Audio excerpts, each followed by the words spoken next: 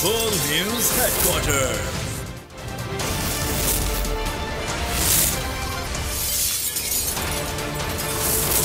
Full News Headquarters.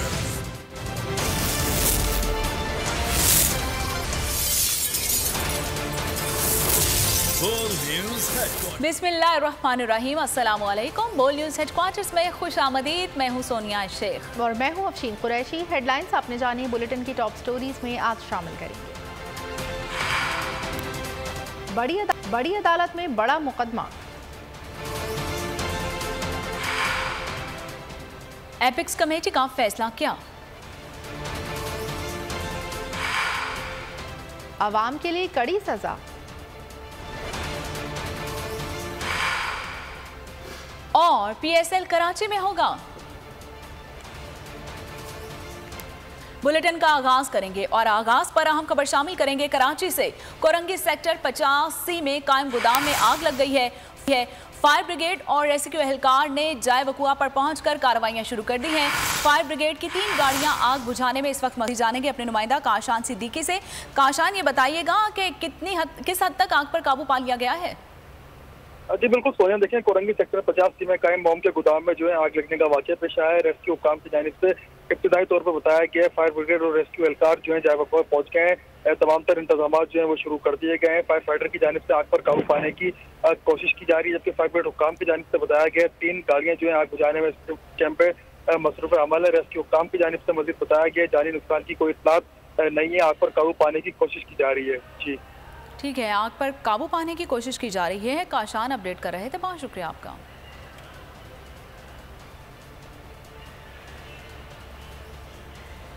आपको बता रहे हैं कि कराची से खबर दे रहे हैं, कोरंगी सेक्टर 5 में कायम गोदाम में आग लग गई है। फायर ब्रिगेड और रेस्क्यू एहलकार जाए वकुआ पर पहुंच गए हैं और फायर ब्रिगेड की 3 गाड़ियां इस वक्त आग बुझाने में मसरूफ़ अमल हैं। और ये फुटेज भी है, बोल न्यूज़ की स्क्रीन पर आप मुलाहिजा कर सकते हैं कि किस तरह से आग बुझाने का अमल जो है तेज़ी से जारी है। तो आपको बता रहे हैं कि कराची कोरंगी सेक्टर 5 में गोदाम में आग लग गई है। फायर ब्रिगेड और रेस्क्यू एहलकार जाए वकुआ पर इस वक्त भी मौजूद हैं। फायर ब्रिगेड की 3 गाड़ियाँ आग बुझाने में मसरूफ़ हैं और फायर ब्रिगेड का अमला इस वक्त आग बुझाने में भी साफ नज़र आ रहा है। ये मनाजिर आप बोल न्यूज़ की स्क्रीन पर भी मुलाहिजा कर सकते हैं कि आग बुझाने का अमल जो है वो तेज़ी से जारी है और गोदाम के एक हिस्से में आग लग चुकी है, जिस पर आग पर काबू पाने के लिए फायर ब्रिगेड की गाड़ियां और अमला मौके पर पहुंच चुका है और अमले की जानिब से आग को बुझाया जा रहा है। तो आपको बता रहे हैं, कराची से खबर दे रहे हैं, कराची कोरंगी सेक्टर 5 में कायम गोदाम में आग लग गई है। फायर ब्रिगेड और रेस्क्यू एहलकार जाए वकुआ पर मौजूद हैं और फायर ब्रिगेड की 3 गाड़ियां और अमला इस वक्त आग बुझाने के अमल में मसरूफ हैं। मजीद अहवाल जानेंगे अपने नुमाइंदे काशान सिद्दीकी से। काशान, ये बताइएगा कि कितना नुकसान हुआ है इस आग के अमल में? जी बिल्कुल, देखिए फायर ब्रिगेड हुक्काम की जानिब से आग बुझाने की तमाम कोशिशें की जा रही है। अभी कुछ भी कहना कबल इस वक्त हुआ है, कितना नुकसान इस आग में हुआ है काबू पाने की कोशिश कर रहे हैं। फायर ब्रिगेड हुक्काम की जानिब से इब्तिदाई तौर पर बताया गया 3 गाड़ियां जो है चाहे वक्फा पर इस टाइम में मौजूद है, जो है आग बुझाने में मसरूफ है। जबकि रेस्क्यू हुक्काम से हमारी बात हुई है, उनकी जानिब से बताया गया है जानी नुकसान की कोई इत्तलात नहीं है। जबकि रेस्क्यू हुक्काम की जानिब से ये भी बताया गया है मोम का ये गोदाम था, रात गए जो है यहाँ पर जो है काम जारी नहीं था, जबकि जो उनके मुलाजिम यहाँ पर मौजूद नहीं थे, छुट्टी दे दी गई थी, उनको कारखाना बंद पड़ा हुआ था जिस टाइम पे आग लगी। तमाम वजूहत अभी सामने नहीं आई है कि आग किस वजह से लगी है। रेस्क्यू हुक्काम और तहकीकाती हुक्काम जो है ये तहकीकात कर रहे हैं कि आग लगने की वजह क्या बनी, जबकि हुक्काम की जानिब से भी ये बताया गया कि आग की वजह जो है अभी सामने नहीं आई है। आग बुझाने की जो है कोशिश की जा रही है अभी। अच्छा, आग लगने की वजह तो सामने नहीं आई, ये पता चल गया। ये भी बताते चलें कि उस टाइम वहाँ पर कोई मौजूद था गोदाम में? जी बिल्कुल, देखिए मोम का ये गोदाम है, जबकि रात के जो है यहाँ पर कोई काम नहीं था, क्योंकि 8 रेस्क्यू हुक्काम की जानिब से बताया गया कारखाना बंद कर दिया गया था। अब बंद गोदाम में ये आग लगने का वाकया पेश आया है। वजूहात जो है जानने की कोशिश की जा रही है, जबकि फायर ब्रिगेड हुक्काम की जानिब से बताया गया आग लगने की वजह जो है अभी सामने नहीं आई है। जब तक ये जाएगा उसके बाद असल वजह जो है वो सामने आएगी कि आग किस तरह ये वाकया पेश आया आग लगने का। ठीक है, अच्छा ये भी बताएं काशान कि क्या इस बात का अंदाज़ा लगाया जा सकता है कि आग किस हद तक फैल चुकी है और इससे इमारत जो है वो किस हद तक मुतासिर हुई है? जी बिल्कुल, देखिए ग्राउंड +1 ये इमारत है जिसके ऊपर ये आग लगने का वाकया पेश आया। गोदाम जो है नीचे वाकई था, यहाँ पर आग लगी है। फायर ब्रिगेड बताया गया है कि आग पर जो है काबू पाने की कोशिश की जा रही है आग पे, जबकि काबू पा लिया गया। कुछ ऐसे हिस्से हैं जहाँ पर अभी भी आग लगी है जिस पर काबू पाने की कोशिश की जा रही है। अच्छा, आग पर काबू पाने की कोशिश जारी है। ये बताएं कि क्या कहा गया है फायर ब्रिगेड के अमले की जानिब से कि कब तक जो है आग पर काबू पा लिया जाएगा? जी बिल्कुल, देखिए फायर ब्रिगेड हुक्काम की जानिब से अभी इब्तदाई तौर पर जो बताया गया तो 4 कमरों पर मुश्तमल जो है ये गोदाम वाक़ था।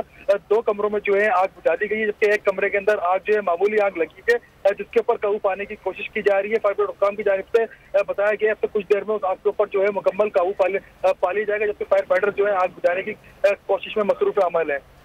अच्छा, ऐनी शाहिदीन की जानिब से कोई बयान सामने आया है? जी बिल्कुल, देखिए ऐनी शाहिदीन की जानिब से कोई बयान सामने नहीं आया, क्योंकि रात में जो है ये आग लगने का वाकया पेश आया था और इंडस्ट्रियल एरिया के अंदर ये गोदाम वाक़ है। इसके अंदर कोई ऐनी शाहिदीन जो है वहाँ पर मौजूद नहीं थे, जबकि आग लगने की वजूहात भी जो है जो उसके गोदाम की जो मालिक है उनकी जानिब से इतला दी गई थी कि उनके गोदाम में आग लगी है।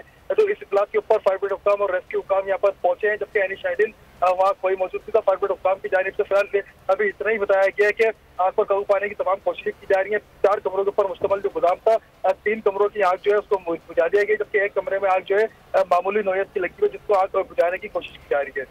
अच्छा काशान, ये भी बताते चलें कि इस वक्त मौके पर कितने अमले के कितनी तादाद में वहाँ पर मौजूदगी है और इसके साथ साथ कितने लोग वहाँ पर मौजूद हैं इस वक्त? जी बिल्कुल, देखिए रेस्क्यू हुक्काम की 3 गाड़ियां वहाँ पर जो है एम्बुलेंस जो है वो पहुंचा दी गई है किसी भी नागवार वाक़े से निपटने के लिए, जबकि फायर टेंडर जो है 3 फायर टेंडर की मदद से आग पर काबू पाने की कोशिश की जा रही है। फायर ब्रिगेड की 3 फायर टेंडर जो है ठीक है काशान, आग पर काबू पाने की कोशिश की जा रही है। बहुत शुक्रिया आपका। एक और अहम खबर दें आपको कराची से। कराची के इलाके सोहराब गोट अलासिफ स्क्वायर के करीब तेज रफ्तार कार को हादसा पेश आया है। गाड़ी उलटने से एक शख्स अफराद जख्मी हुए हैं। जांबाहक और जख्मियों को अस्पताल मुंतकिल कर दिया गया है। अहम खबर दे रहे हैं इस वक्त आपको कराची से। कराची का इलाका है सोहराब गोट अलासिफ स्क्वायर, जिसके करीब तेज रफ्तार कार को हादसा पेश आया है और गाड़ी उलटने से एक शख्स जांबाहक और 3 अफराद जख्मी हुए हैं। जांबाहक और जख्मियों को अस्पताल मुंतकिल कर दिया गया है। आप बोल न्यूज़ की टेलीविजन स्क्रीन पर ये मनासिर देख सकते हैं, जहां पर एक एम्बुलेंस में जख्मी और जांबाहक अफराद को अस्पताल मुंतकिल किया जा रहा है। कराची का इलाका है सोहराब गोट अलासिफ स्क्वायर, जिसके करीब तेज रफ्तार कार को हादसा पेश आया है।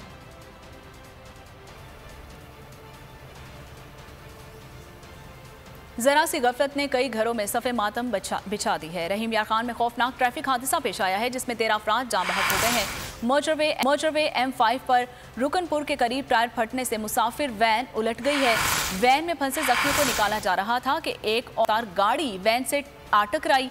अफसोसनाक वाक़े में 13 अफराद जाँ बहक और 20 जख्मी हो गए हैं, जिन्हें फौरी तौर पर अस्पताल मुंतकिल कर दिया गया, जबकि 4 जख्मियों की हालत तशवीशनाक बताई जा रही है।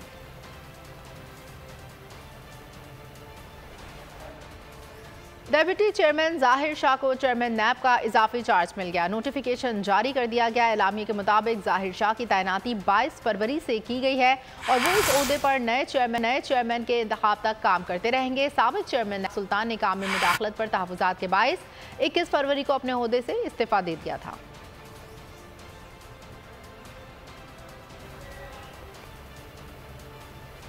बात करें पाकिस्तानी मईशत की, तो पाकिस्तानी मईशत शदीद दबाव का शिकार है। IMF से मुआहदे के बाद मईशत में बेहतरी का इम्कान मौजूद है। वफाकी वज़ीर तिजारत नवीद कमर ने वाशिंगटन में मीडिया से बातचीत करते हुए कहा कि पाक अमेरिका ताल्लुकात में बेहतरी आई है। वक्त के साथ साथ दो तरफा रवाबित मज़ीद मजबूत हो रहे हैं। बुलेटिन में आगे देखिए, भांडा फूट गया। अदलिया को बदनाम करने की मजमूम मुहिम, जस्टिस मुजाहिर के खिलाफ झूठ का भांडा फूट गया। सुप्रीम कोर्ट के जस्टिस मुजाहिर नकवी के खानदानी जराए ने ऑडियो लीक्स और जायदाद से मुतालिक तमाम इल्जामात को मुस्तरद कर दिया। अदलिया को बदनाम करने की मुहिम करार दे दिया। खानदानी जराए का कहना है कि ऑडियो अदलिया को ब्लैकमेल करने और सच्चाई से खिलवाड़ है। अदलिया पर एक और वार, अदलिया को बदनाम करने की कोशिश, झूठी ऑडियो लीक का सहारा काम न आया। सुप्रीम कोर्ट के जस्टिस मुजाहिर नकवी को बदनाम करने की मुहिम, खानदानी जराए ने ऑडियो लीक्स और जायदाद से मुताल्लिक तमाम इल्जामात को मुस्तरद कर दिया। खानदानी जराए का कहना है कि ऑडियो निज़ाम इंसाफ पर आवाम के एतमाद को कम करने के मकसद के लिए लीक की गई।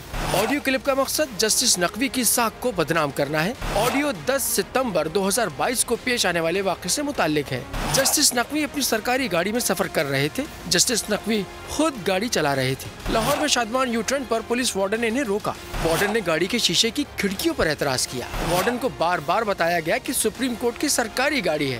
वार्डन ने इन्हें गुजरने की इजाजत देने से इनकार इनकार कर दिया। इसके बाद महकमा पुलिस को एक वायरलेस कॉल भेजी गई। खानदानी ज़राए का कहना है कि जिस पर आला हुक्काम ने मदाखलत करने और इंक्वायरी करने का फैसला किया, जिसके बाद जस्टिस नकवी को घर वापस ले जाया गया। फिर इनसे वजीर आला पंजाब के प्रिंसिपल सेक्रेटरी ने मुलाकात की। जस्टिस नकवी ने अपने प्रिंसिपल सेक्रेटरी के फोन से वजीर आला से बात की। वजीर आला जो कुछ हुआ उसके लिए माफी मांगना चाहते थे। जस्टिस नकवी की मज़ाहमत के बावजूद वजीर आला इनकी रिहाइशगाह आए। ये एक मुख्तसर और खुली मुलाकात थी। वजीर आला महकमा पुलिस के कई गवाहों की मौजूदगी में रवाना हुए। ऑडियो आना अदलिया को ब्लैकमेल करना, सच्चाई से छेड़छाड़ करना है। एक बेहतरीन काबिल एहतराम जज पर अवाम का एतमाद कम करने की कोशिश है। खानदानी ज़राए का कहना है कि जस्टिस नकवी ने बेटी की फीस अपने अकाउंट से अदा की।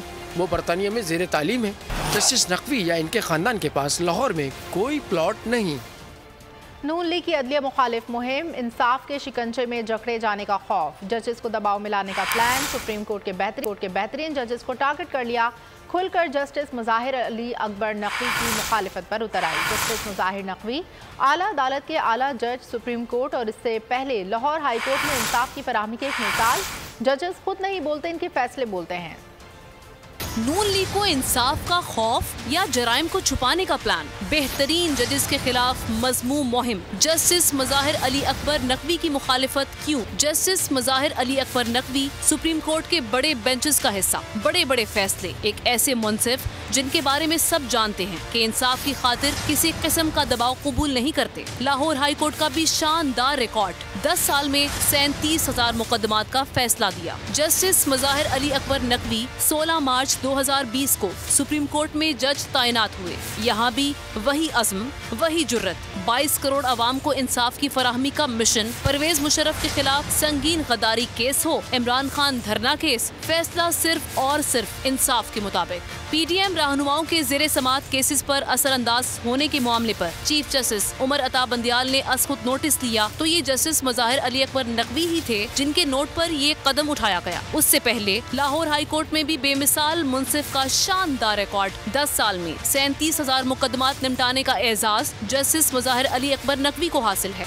सानिहा मॉडल टाउन की जुडिशल इंक्वायरी मंजरियाम पर लाने का हुक्म भी जस्टिस मुज़ाहिर ने ही जारी किया। अदलिया मुखालिफ मुहिम पर साबिक वज़ीर आज़म नवाज शरीफ को अदालत तलब किया। साबिक वज़ीर आज़म शाहिद खाकान अब्बासी की ताहयात नाअहली का फैसला कल अदम करार दिया। बानी MQM की तकरीर, तहरीर और तस्वीर की नशो इशात पर पाबंदी का फैसला सुनाया। परवेज मुशर्रफ को सजा सुनाने वाली अदालत को गैर आईनी करार दिया। PIC हमले में वकला की हंगामा आराई के इकदाम को कलंक का टीका करार दिया। सरकारी अस्पतालों के लिए महंगी सिरिंजेस की खरीदारी का अमल रोकने का हुक्म जारी किया। बेखौफ और निडर मुंसिफ के फैसले बोल रहे हैं, बता रहे हैं कि इंसाफ के कटहरे में वजीर आजम हो या आम गरीब इंसान, इंसाफ की नजर में सब बराबर हैं। Justice Ejazul Ehsan supreme court में अदल इंसाफ की मिसाल है। वो पाकिस्तान की सियासत पर असरअंदाज होने वाले केसेस की समाअत का हिस्सा रहे हैं। वो तारीख साज फैसलों से कानून की बालादस्ती साबित कर चुके हैं। जस्टिस एजाजुल एहसन एक ऐसे मुसन्निफ है जो अदालत उज़्मा में बिला तखसीस इंसाफ की पहचान।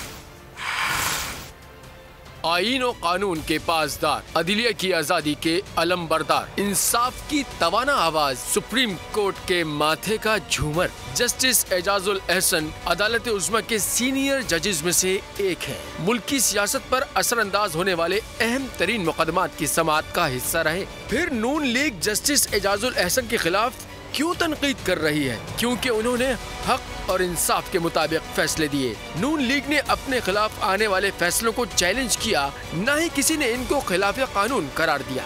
जस्टिस एजाजुल एहसन को लाहौर हाई कोर्ट से सुप्रीम कोर्ट लाया गया। चीफ जस्टिस उमर अता बंदियाल से पहले साबिक चीफ जस्टिस आसिफ सईद खोसा और साकिब निसार के बेंचेस का हिस्सा रहे। Justice Ejazul Ehsan Panama case की समाअत करने वाले बेंच में भी शामिल थे। नवाज शरीफ और मरियम नवाज के खिलाफ कायम नैब रेफरेंसेस के मॉनिटरिंग जज थे।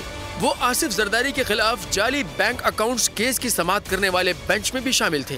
वो कौमी असेंबली स्पीकर रूलिंग केस को गैर कानूनी करार देने वाले बेंच का भी हिस्सा थे। निगरान हुकूमत की जानिब से CCPO लाहौर गुलाम मोहम्मद डोगर के तबादले को गैर कानूनी करार दिया।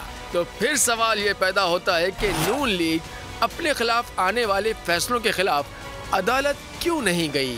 आला अदलिया में तो एजाजुल एहसन के अलावा और भी जजेस हैं। नून लीग इन केसेस को दीगर जजेस के पास क्यों नहीं लेकर गई? नून लीग की मिसाल ऐसी ही है कि मीठा मीठा हप हप और कड़वा कड़वा थू थू। जब कासिम सूरी केस में सुप्रीम कोर्ट ने कासिम सूरी की रूलिंग को मुस्तरद किया तो नून लीग रहनुमा इसे तारीखी फैसला करार देते रहे।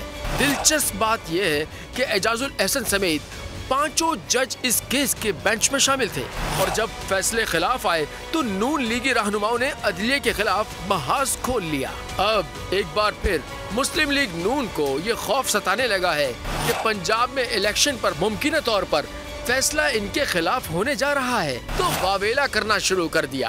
मुअज़्ज़िज़ और मोअतबर तरीन जजेस को निशाने पर रख लिया। क्या ये अदलिया मुखालिफ मुहिम अपने जराइम पर पर्दा डालने की मज़मूम कोशिश नहीं? मैं हूं सैयद मुज़म्मिल शाह और अब आप मुझे देख सकते हैं सिर्फ बोल न्यूज़ पर। जिंदगी एक मैदान है और PSL 8 में हर टीम को छूना आसमान है। 6 टीमों के बीच धुआंधार लड़ाई। ये शोर ना लड़ाई का है ना डर का, ये शोर है जीत का, ये शोर है जुनून का। खेल का जुनून रोजाना रात 11 बजे सिर्फ बोल न्यूज पर।